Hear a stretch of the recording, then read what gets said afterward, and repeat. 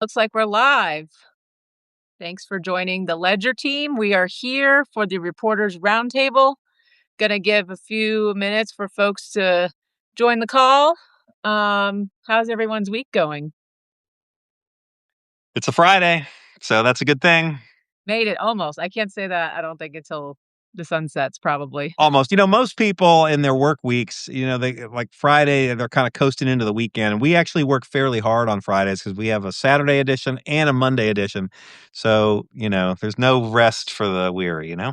Yeah, there's no backpedaling on Fridays, that's for sure. How's your week been, Lindsey? It's been good. I was just looking out the window to see if it had stopped raining, but it's been a little bit rainy here in Charlotte, but I know guess that's good. I know it's such a cliche, but the weather does have like such a direct impact on my mood in general. So this week has just been not ideal. For those joining, thanks for joining us today at the Reporters Roundtable. I'm Ashley Fahey. I am the managing editor of the Charlotte Ledger, subbing in for Tony Mecia, who is here today as the executive editor, moderating this panel today. Guys can give your review of how I do compared to him. I'm sure it won't be nearly as smooth, but we're gonna roll with the punches here. I just want to say, feel free to judge harshly. Yes, I knew you would encourage that. We also have with us today Lindsey Banks, assistant editor at the Ledger. So I guess we'll just go ahead and get started. I know it's Friday afternoon. Everyone's hoping to probably end their workday pretty soon. Pretty busy week, I would say, for news. I know that's kind of something we say every single time we host one of these things, which, by the way, if you guys have questions, comments, concerns, hopefully related to the news or the Ledger, please drop them in the chat and we will try to get to them. But wanted to talk a little bit this week about some of the stories we had in the Ledger, both the flagship that comes out Monday, Wednesday, and Friday, and Saturday, as well as some of our specialty kind of newsletters. So maybe to start with the one that came out this morning, American Airlines. Tony, I know you and Ted Reed, one of our freelancers, teamed up to work on that story. Can you kind of give us the lay of the land of what's going on? Sure. Yeah, this is a piece Ted and I wrote this morning. I've known Ted for 25 years or so. He's a longtime aviation reporter, used to be with the Observer, used to be with the Miami Herald, has written a book on American Airlines and US Airways, and so has a lot of knowledge. It was great to work with him on that. Basically, it was just sort of looking at, kind of taking the pulse of American Airlines and, and what's going on with American Airlines here in Charlotte. It's been a tumultuous last, 12, 13 months. Obviously, we had that tragic crash in Washington, D.C. That was in January of 2025. They've had a number of financial challenges. I mean, they're making money, but not as much money as their competitors, United and Delta. And part of the article today was really looking at this thing that hasn't really been discussed that much, but the airport is in the middle of negotiating a new lease with the airlines that use the airport. And American, of course, is the largest airline by far at Charlotte Douglas International Airport, accounts for about 90% of the passengers. We don't really know what's going on with the lease negotiations. These are secret negotiations, but there's a lot at stake in terms of what's going to be built in the next 10 years plus at the airport, what it means for American. American, of course, wants to keep the cost low. You would think the city would probably want to be able to extract some more money from a major tenant of the airport. So we sort of looked a little bit at sort of, what that might look like. The existing lease ends at the end of June. And so, the two sides are negotiating, unclear exactly what it will look like. But, Charlotte has always been a low-cost base of operations for American, which is why we have the level of air service that we have here. And a lot of folks, of course, especially in the business community, are hoping that that continues. Yeah, Michael here says we need more competition at CLT. Tony, is that something we could ever expect? What are you any thoughts on that? Well, I see we have some airport people on this call as well. So I do want to point out that they would say there is a lot of competition at CLT. You have a lot of airlines that is open to anybody who wants to come in. Now, that for other airlines, it's hard competing against American, who has so many of those flights, because what happens is they start competing. American adds flights, say, to those markets, and American winds up being a lot more convenient for people. You wind up paying a premium for that because we are overserved. Our size of a city is overserved in air service. You can fly nonstop to a whole bunch of places, but your average fare is higher to those places. So it's a little bit of a trade-off, but there are options. You do have Frontier, you do have Southwest, you have, of course, United, Delta, and then, of course, there's a competition. We were talking about this the other day out of Concord. You have a couple airlines that fly out of Concord, that are also competitors that are at a lower cost typically than American. Yeah, Tony, you kind of talked about this a little bit, but for the average person flying out of CLT, whether it's for business or for pleasure or leisure, somewhere in between, what are all these changes and maybe even the questions of what's going on with Americans' leadership? Does this mean anything for the average person traveling in and out of Charlotte? Not really. I mean, the leadership stuff and the financial stuff. I mean, the airport and American and its predecessor, U.S. Airways, and its predecessor, Piedmont. I mean, they've always had a pretty good relationship, I think, with the airport, and they've weathered a lot of things together. 9/11, COVID, leadership changes on both sides. On the airport side and on the American U.S. Airways side. Those things kind of tend to endure, and it's really more based, I think, on the economics of the relationship than any particular individual at the top. You've had some of the labor unions at American have raised some objections. That's not uncommon in the airline industry. I think we would probably expect things to continue fairly similarly with, the hub, of course, staying here, but that you're going to basically pay for it. I mean, those average airfares are going to be higher out of Charlotte than other places. Great. Well, that was a great story, and props to you and Ted for succinctly and in plain English explaining all of that. Because I've read a lot of trade publication stories on that, and I'm still not fully understanding of what's happening. So that was a good one. I wanted to pivot to another kind of lead story we had this week, actually in our Wednesday edition. Lindsay, you wrote that one. It had to do with some high school newspapers who were scrambling to find a printer after a Charlotte-based company ceased operations. What did you find, and what was that story about? Yeah, so a longtime local publisher called Mullen Publications, they'd been around for 80 years. Actually spoke to the owner last month. He decided to close shop just because the financial viability of printing presses, the machines that are actually needed to print and make these newspapers, it just wasn't it just wasn't making sense for him anymore. His clients had dropped by over half over the past 10 years, a decade. And he just couldn't really keep the doors open anymore. And so because of that, he let all of his clients, most of which were high school newspapers and college newspapers, he let them know last month. And ever since then, these, especially the high schools, have been kind of scrambling, trying to find a new place to print. And there aren't a lot of options locally. Now, I did learn actually over the past week in reporting that story that a former employee of Mullen Publications has started his own print service. And so he's kind of taken over to help out those clients. But I think it's really interesting seeing the parallels. And I mean, maybe it's not surprising, but high school and like just student journalism in general and the parallels between what's happening in the professional industry, nationally, a lot of print publications, I think it's like 70% have dropped circulation, or about 70% nationally, circulation has dropped. And so I think that's nearly I think it was 3,500 newspapers have stopped printing altogether. But another thing too that I learned to talk just by talking with newspaper advisors is that these high schoolers, which this might be surprising. You would think that a lot of them are consuming their news, maybe their high school news on their phone through social media, but most of them actually prefer the physical paper.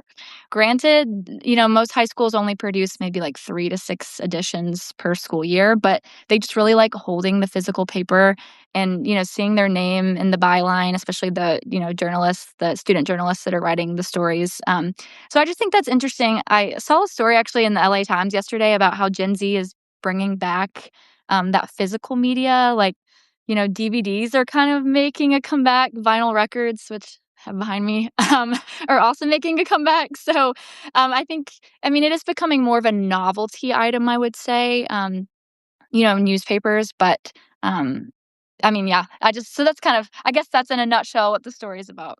Yeah, I see Greg LaCour, who, of course, was of Charlotte Magazine for a long time. Unfortunately, closed shop in December. But he gave a plug in the chat to Andy's print shop. Lindsey, I believe you talked briefly to Andy just about the state of the industry. What did you learn?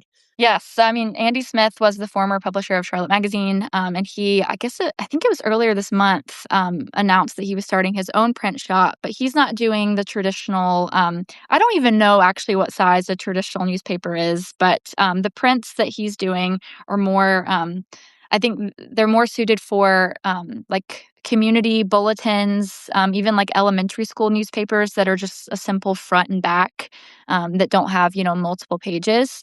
And, he also was just kind of talking about how it just doesn't make sense financially for a lot of print shops to have those printing presses because there just aren't enough clients that are printing newspapers. And it's really expensive just to keep those machines going. So, yeah. But it sounds like to me there's still, like you said, these younger students still want to hold a printed edition. There's still demand for it. I'm assuming a lot of these advisors are just having to get creative and how to balance the cost of that versus some of the other things, and also training these students for a digital world. I mean, was that something you kind of found reporting this out? Yeah, I did ask them, what it was like teaching students. It is a little different, I think, writing for print than it is digital. You're writing for, inches, space sometimes versus word count. Like page layout and design is something, you do in print that's not necessarily something you do in digital. And so I kind of asked them, what they thought about that. Just because it does seem like the industry is getting away from print and it's becoming more digital. And they just kind of reiterated that these students love having a physical paper and it's something that they value. And I mean, they still have websites and they, are hoping, especially now in 2026, to, kind of bolster up their social media presence and TikTok. And, they have podcasts and stuff like that. So it's not like they're completely opposed to digital media, but they still just want that physical paper, which I understand. I was a student journalist not too long ago, and it is really cool seeing your name printed in a newspaper. Yeah, it just hits differently, I guess. Awesome. Well, that was a great story. I really enjoyed it. It's nice when we can tie something to in the news to something super featurey and human centric, which Lindsey, I think you have a particular talent for. So I think it really shined through in that piece. Wanted to pivot real quick to some of our other newsletters. Obviously, we have the flagship that comes out 4 days a week, but then we also have a bunch of other publications that are kind of centered around specific topics. One is our Charlotte in Motion, which was recently rebranded from Transit Time. Still has a focus on transit, transportation, things that, ways to get around, mobility to get around Charlotte and the region. But we're also expanding the lens a bit to include other issues and consequences of growth. In my mind, growth is the Charlotte story in so many ways, and that manifests in a lot of different ways, whether it's land use policy, which I nerd out about, or schools being overcrowded, or environmental impacts. So the whole idea behind this, in partnership with WFAE, is to just explore sort of the ramifications of all these things and kind of go in depth on some things. So I won't, rehash my whole, novel of a piece from my Charlotte in Motion piece this week, but I looked at some of the policies and measures that municipalities around Mecklenburg County are looking at as they see so much development. We're even seeing moratoriums in places like Fort Mill, Indian Land, Troutman, Belmont, these towns that have grown super, super quickly. And now the leaders of these towns want to try to rein in that growth in some way. They're hearing a lot of opposition from local residents. One person who I spoke with said some of these people moved into town like 10 years or less, but they don't want to see anyone else come to town. They're kind of anti-development, anti-growth. But there are real concerns, I think, about infrastructure, about how do we accommodate, if we're building, tens of thousands of housing units, how do we accommodate all of these people, whether it's in schools or the water and sewer capacity. It's become a real issue in a lot of places. So my piece kind of looked at the different strategies, policies being kind of weighed by these municipalities, and kind of what's next. One person I spoke with said, I think the Charlotte region really needs to have a more regional approach to some of this stuff.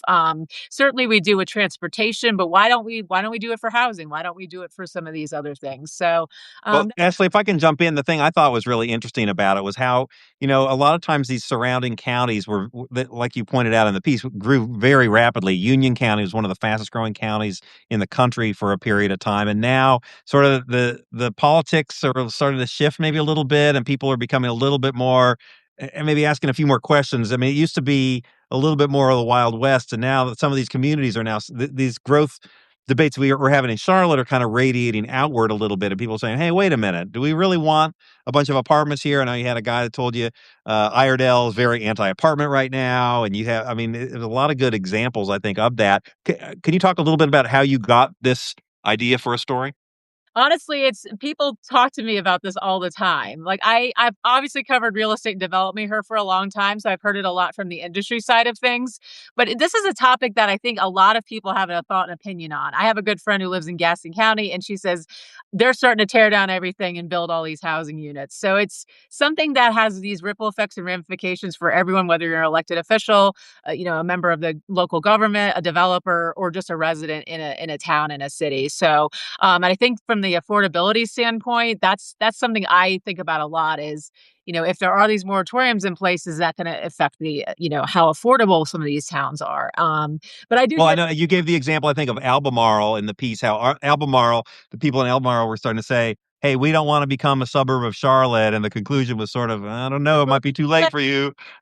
I think it's a little too late. Like they're moving in, like people are building, people are tearing down lots for homes and townhouses and all kinds of things. I didn't get into this in the piece because it's its own piece, but data centers are really probably the most fiercely opposed right now across the region. So I'm sure more to come on that in a future, maybe even Charlotte in Motion piece. Who knows?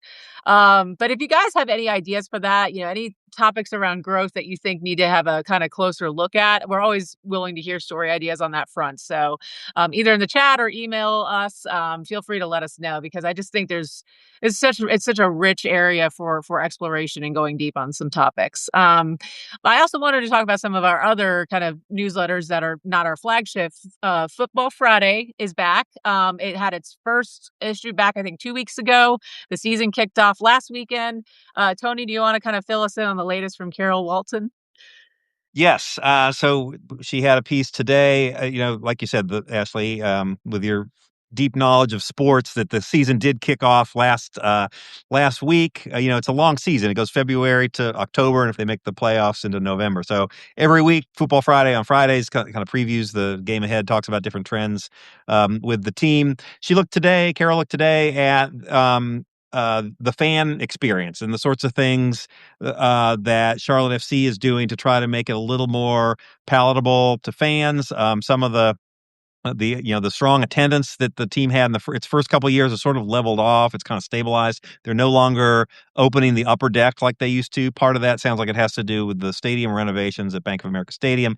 They're also dropping the ticket price there a little bit, having some special offers. They're instituted a rewards program similar to a credit card rewards program, and they're also, and I know Ashley, you got a tour of this week. They're opening this sort of fan experience uptown at Legacy Union to kind of introduce people to what it might be like to go to a game or rent a suite or that sort of thing. Yeah, it's gonna be kinda tricked out. They're gonna have holograms of the players. They're gonna have these things around the history of the stadium. They're gonna have the suite build out so you can experience what it's gonna feel like to occupy a suite in the new stadium. It's definitely a very tricked out kind of sales and marketing office for the team, I think, or for the teams, I should say. Don't want to neglect the Panthers either. Yeah. Oh, for sure. Great. Well, that comes out every Friday at 11:30. That's every week now that the season's going, right, Tony? It's every week. There might be a few weeks here and there. The soccer schedule is kind of weird. They take a few weeks off for international breaks, so we might not be there every single week, but every week that there's a game, the intent is to be there. Someone in the chat, I think it was Michael, notes and games are quote free with Apple TV Plus subscription this year. So that's good to know. News you can use. Odd, but awesome to see Charlotte sports doing well, including the Hornets. I cannot comment on that, but I've heard that to be true, and I assume that must be true. The Hornets are doing pretty well. They won a bunch of games. I don't know they had a long streak going at one point, and it's been sort of fun. It's been fun to be a Hornets fan last few weeks. Well, into an arena I'm a little more comfortable with, the arts. So we had two top men on the arts this week. Of course, that's written by our longtime or Charlotte longtime arts critic, Larry Topman. Lindsey, I know you work with Larry closely on his reviews. You want to tell us a little bit about the Boundless review he did earlier this week? Sure, and then I'll also plug the most recent one. He reviewed MJ the Musical, which is playing at Belk Theater through Blumenthal right now, and that's about Michael Jackson's 1992 Dangerous World Tour. Highly recommend looking at that review. But his first review this week, over the weekend, he went to Charlotte Ballet's Winter Works show called Boundless, and great review, and the reason I wanna talk about that one is because when he was emailing me his, original review, the first draft, he kinda mentioned at the bottom that he wanted to go see this again, which is kind of rare for him. He went by himself, and he usually goes with his wife, but she wasn't able to go this time, so he was considering going. I haven't checked in if he has yet, but he wanted to go see it again with her. But, the program includes 2 different pieces. I've actually never been to a Charlotte Ballet show, but after reading this review, I think I might need to go check this one out. But the 2 Good. pieces, are called On 3, and then I don't wanna mispronounce it, apologies if I do, but it's called Camuyat. And they're 2, the way he kinda characterized them, 2 very different pieces, very distinct. The first one's a little bit more lively. There's not a clear plot or like character arc in either, but the first one, there's I think one point he described it, there were 2 dancers on stage that were dancing, apart from each other, but in, uniform, and they come together at the end, and then there's this kind of stillness that happens that really moved him. And then the next piece is a little bit opposite, I would say, and it's a little bit more, like, immersive, and I don't wanna get too in the details. I mean, he does a great job. I think he'll, explain it better than I do, and, I mean, one thing I like about, the Topman on the Arts newsletter too is that they're usually pretty, short. Usually around like 600, 700 words, which I think is good, not just because of attention spans, but because it gives you just enough to make you interested and want to go see it yourself or experience it yourself.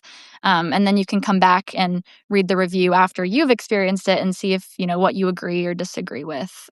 But Lawrence Topman, yeah, the longtime arts critic, we're lucky to have him as one of our freelancers because he does a great job. Yeah, even if you have no interest in the arts, just read it for Larry's witty and incredible writing in general. Just the best. So Boundless goes through March 21st in Uptown. And great. Well, thanks for giving us kind of the summary there. I just wanted to real quick talk about the Ways of Life obit that came out this week on Tuesday. It was written by Jay Ahuja, who is a freelancer for us, but this was actually his first obituary. And we felt that he was the right person to write this obituary because he knew this guy and he knew the importance he had to Charlotte's local live music scene because the person that he profiled, Les Moore, he was actually the sound man at the Double Door Inn. And Jay did a documentary a few years ago. I'm not actually sure when it came out, about the Double Door Inn, which closed. But of course, it was a live music venue here in Charlotte, and Moore worked the soundboard there for many, many years. And people who knew him recalled him as being so instrumental to the success of the club.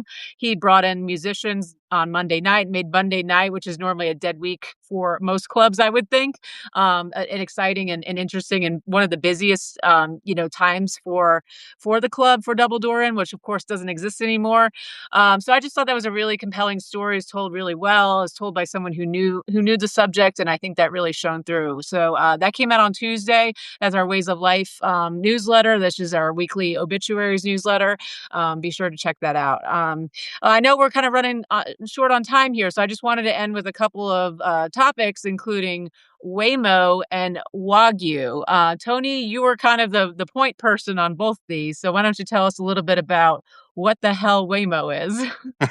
Okay. Well, maybe we'll get to what the hell Wagyu is. But Waymo is a driverless taxi service that is open, that is operating in 10 cities. It started testing in another 18, and they came out this week. It was sort of interesting to watch this mystery unfold on the internet in real time. On Monday afternoon, Monday evening, there started to be some social media posts saying, "Hey, there are all these Waymo cars uptown behind the stadium. People started posting some pictures.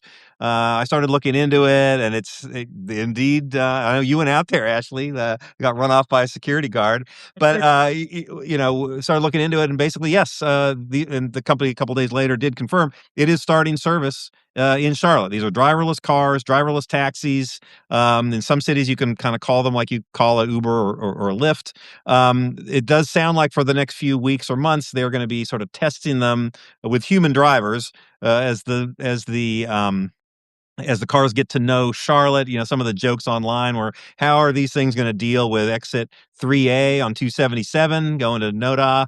Obviously a hard, challenging intersection there. And then the other joke was, is Charlotte going to be safe with both Waymo and LaMelo Ball on the street? He got in that big accident, had a couple of traffic incidents, in the last couple of years. The other interesting thing, speaking of accidents, actually, according to other local news reports, TV News and The Observer, I know have had pieces. Waymo, on its first day of being tested, was involved in a wreck. Now, it was not its fault. It did have a human driver. It sounded like it got hit uptown.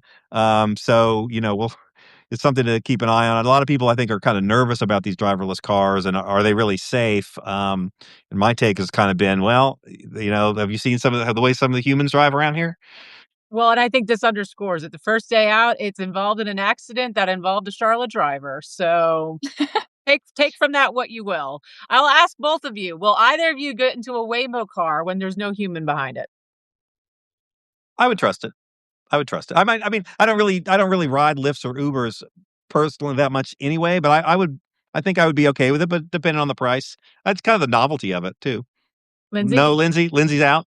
I'm always the friend that volunteers to drive because I like to be behind the wheel. So, I had a friend that was in LA a couple of weeks ago, and she sent me a video. She was in a Waymo car. I guess it was Waymo. It was a driverless car, and she sent me a video and panned over, and she's in the passenger seat, and there's nobody in the driver's seat, and it just feels a little like too dystopian, I think, for my taste. Maybe one day, maybe once they're out there for a few months, I'll give it a chance. Michael tells us that it's great. He did it about 2 years ago in Phoenix. So we got some Ledger people who enjoy a Waymo.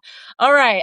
Last topic here, and then we'll let you guys get on with your Friday. So Tony guest starred in the Real Estate Whispers lead story this week as I was scrambling to finish my story for Charlotte in Motion.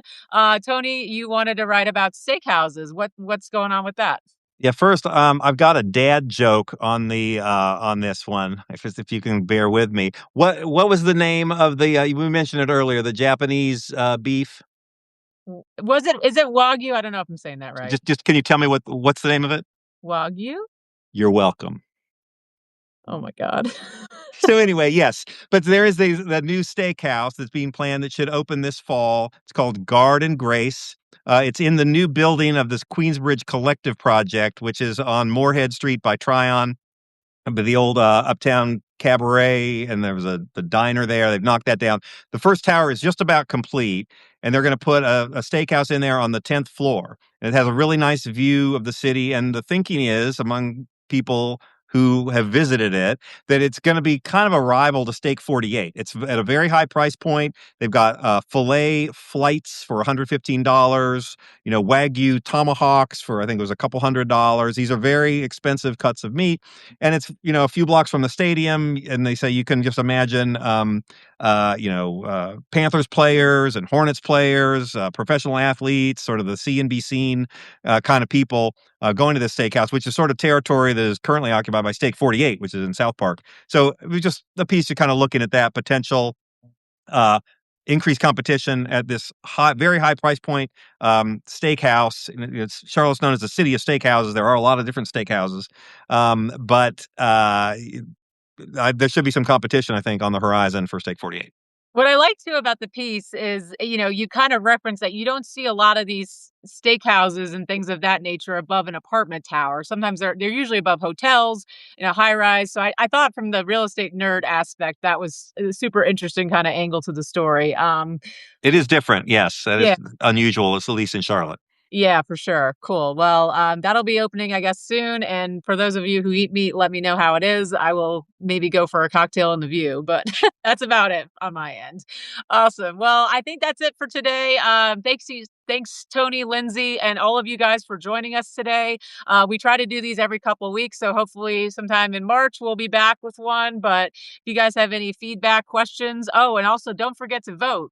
I told Tony before I wouldn't forget this, so I'm remembering at the last minute.